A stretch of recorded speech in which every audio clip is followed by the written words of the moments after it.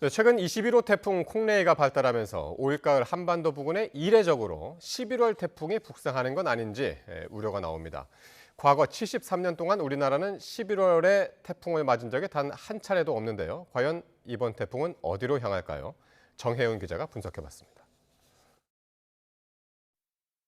필리핀 마닐라 동쪽 해상에서 세력을 키우고 있는 21호 태풍 콩레이입니다. 이북은 바다 온도는 여전히 30도에 육박하는 높은 상태로 태풍은 당분간 더 발달할 전망입니다. 또 이번 주 후반 태풍 중심 풍속은 시속 180km로 달리는 기차를 탈선시킬 정도의 매우 강한 수준까지 거세질 것으로 보입니다. 특히 최근 콩레이가 한반도와 일본 부근까지 북상할 가능성이 제기되면서 심상치 않은 태풍 경로에 대해 관심이 쏠렸습니다. 하지만 기상청이 새로 발표한 전망을 보면 태풍 콩레이가 한반도 부근까지 북상하는 이례적인 11월 태풍으로 기록될 가능성은 작습니다. 기상청은 태풍이 강하게 발달하긴 하지만 높은 산맥으로 둘러싸인 타이완을 통과한 뒤 세력이 약화하는 데다 남하하는 찬 공기에 가로막혀 중국 남부 해안에서 열대저하부로 변질할 것으로 예상했습니다. 태풍이 한반도에 직접적인 영향을 주기는 어렵다고 보는 겁니다. 실제로 통계 자료가 산출되기 시작한 1951년 이후 지난 73년 동안 11월에 태풍이 한반도에 직접 영향을 주거나 상륙한 적은 단 한 차례도 없었습니다.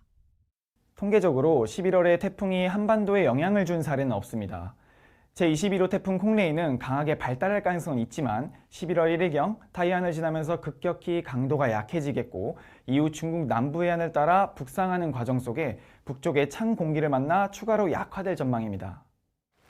전문가들은 사상 첫 11월 태풍은 피했지만 올가을 폭염과 호우에 연이은 태풍까지 북상하고 있어 지속적인 경계와 대비가 필요하다고 강조합니다.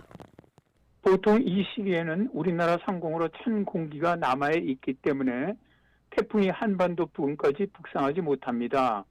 다만 올해는 가을 날씨가 워낙 이변이 많아서 태풍이 약해져도 비구름으로 인한 간호우 등으로 피해가 발생하지 않는지 지속적으로 살피고 대비하는 것이 중요할 것 같습니다.